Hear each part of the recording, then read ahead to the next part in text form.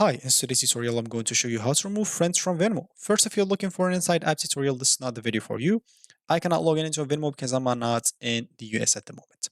So for the rest of you, how to remove friends from Venmo. Simply, it's very simple. All you need to do is go to the bottom right Me tab. So as an example, it's going to be this tab or this icon. Just click on this Me, which is your profile probably.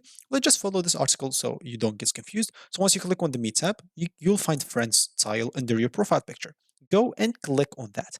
Once you click on it, you'll find, of course, Add Friend if you want to add a friend.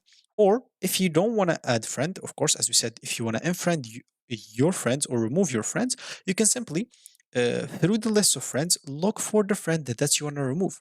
Once you locate that friend, you'll find an unfriend button on it.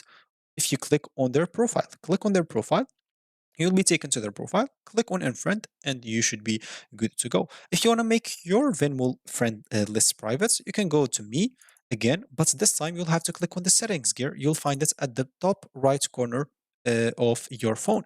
Once you do so, click on privacy, click on friend list, and you'll find the private option. Click on it, and your friend list will be private. So that's going to be it for me in this video. Thank you for watching, and goodbye.